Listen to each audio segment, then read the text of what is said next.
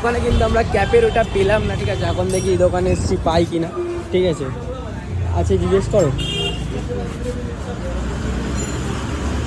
ওই হেলমেটের ভেতরে পড়ে না কাপড়টা হবে, ওটা কোথায় পাবো বলতে পারবেন?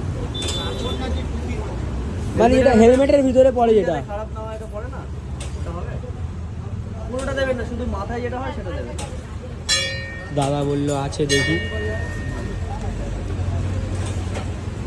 ওই দেখো বার করছে না আমাদের স্কুটিতে কোথায়? হ্যাঁ কিন্তু এটা পেপার মানে প্লাস্টিকটা লাগানো আছে।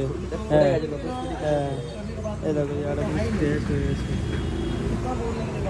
আমাদেরও তো 1 বছর হয়ে, কত হলো আমাদের স্কুটি? 1 বছর 1.5 বছর মতন হয়েছে।